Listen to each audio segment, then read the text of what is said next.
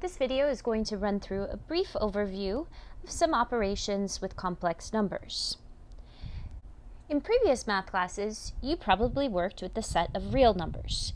Real numbers are things that can be plotted on a number line. Numbers like 3, 7, even pi, that irrational number pi is a real number, square root of 2, etc.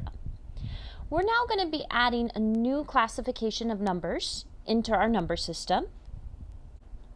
We're now going to be adding what's known as imaginary numbers, or our imaginary unit I, and we'll be talking about the set of complex numbers. Complex numbers include both real numbers and numbers with imaginary parts. So first I have to define our imaginary part, our imaginary unit I, and I is defined to be the square root of -1.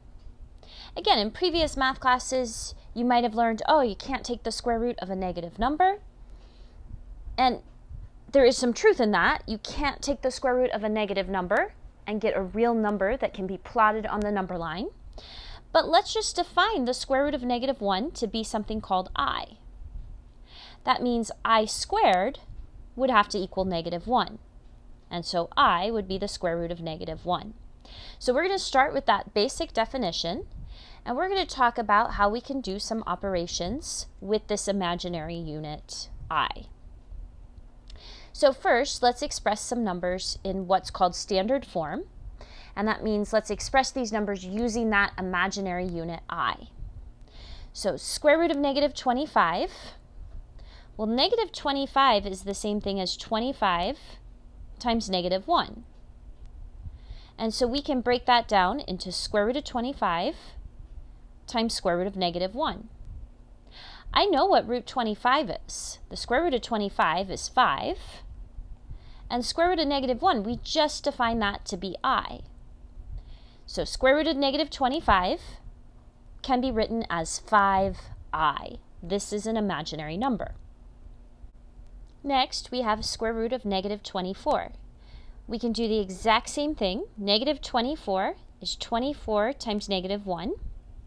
Now, in this example, 24 is not a perfect square, but I think we do have a perfect square factor in 24. 24 is divisible by 4, so we can factor 24 as 4 times 6. And so now we've got root 4 times 6 times -1. Square root of 4 becomes a 2. 6 is not a perfect square, so that stays in the radical. So I've got 2 root 6. And then the square root of -1 is that imaginary unit I. And there's my answer, 2 root 6 times I. Now, the order that you put the numbers and the I in doesn't actually matter. So you might also see this written as 2I times root 6. Again, it really doesn't matter where you put that I. Sometimes people like to put the I in front of the square root, just so there's no confusion that that I is not under the square root. But again, the order you write the numbers in doesn't matter. All right, so let's run through a couple of different operations. I'm going to start with addition and subtraction. So I'm going to be adding the complex number 3 plus 2i. So 3 is my real part, 2i is my imaginary part. And I'm going to be adding that with -4 minus I. To add or subtract complex numbers, we add or subtract the real parts, and then we add or subtract the imaginary parts. So what this is going to look like is just combining like terms. So 3 plus 2i plus -4 minus I do the 3 plus -4, that's -1.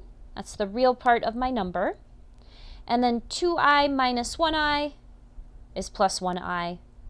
And we can't go any further. That's my final answer. -1 plus I have a real part and an imaginary part.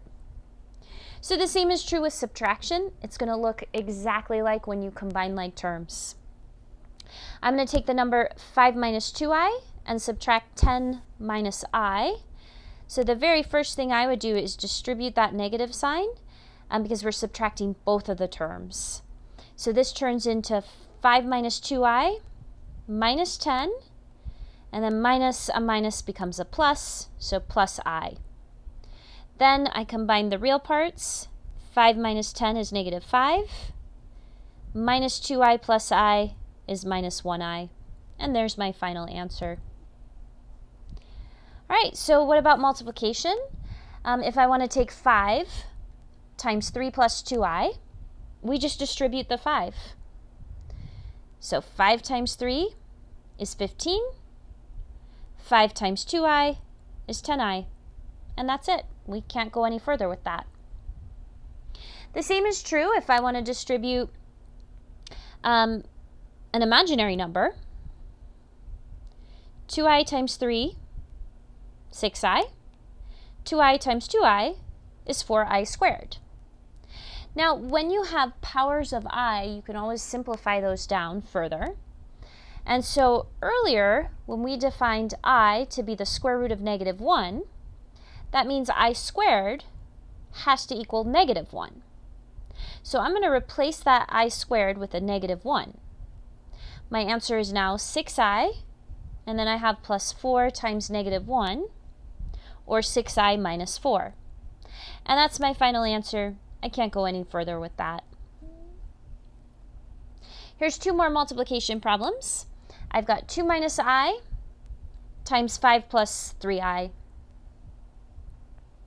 To do this multiplication, just like if we were working with algebraic expressions, we can use that FOIL acronym to help us remember to distribute every term in the first to every term in that second number. So first 2 times 5 is 10. Outer 2 times 3i is 6i. Inner negative 5i. Last negative 3i squared. And then just like in the previous problem, anytime you see a power of I, that can be simplified further. I squared is negative 1. So this last term here, negative 3 times negative 1 becomes a plus 3. And then finally we can combine like terms, or I guess in this case we're combining the real parts. 10 plus 3 is 13. And then the imaginary parts, 6i minus 5i is 1i. And that's my final answer. The same is true with that second example. 6 plus 4i times 6 minus 4i. We can just go ahead and apply FOIL on that. First, 6 times 6 is 36. Outer, 6 times minus 4i is minus 24i. Inner, plus 24i.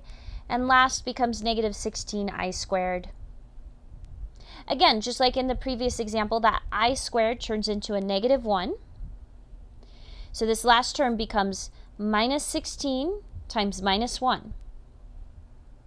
In addition, when we combine like terms, the inner and the outer terms cancel out. Negative 24i plus 24i is 0.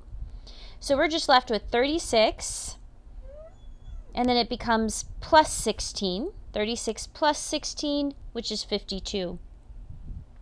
So this is kind of an interesting example in that we took 2 complex numbers that had real and imaginary parts.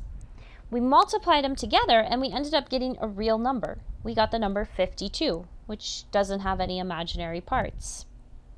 And in fact, there's actually another way we could have done this multiplication. We could have applied that difference of squares formula. So maybe you remember from algebra class, if you multiply something of the form a plus b times a minus b, you always get a squared minus b squared. Or in this case, we're taking something of the form a plus bi times a minus bi. So we have 2 complex numbers that are almost identical. The only difference is the sign in between the real and the imaginary parts. When that happens, if we apply that difference of squares formula, if we FOIL these out, we end up getting a squared minus b squared I squared. But that I squared turns into a negative 1, so this becomes a squared plus b squared. This happens anytime we multiply 2 numbers, again, of that form a plus bi times a minus bi. These numbers are called complex conjugates, or they are conjugates. And so anytime you multiply two complex conjugates together, you always end up with a real number. All right, that was my last example in this video.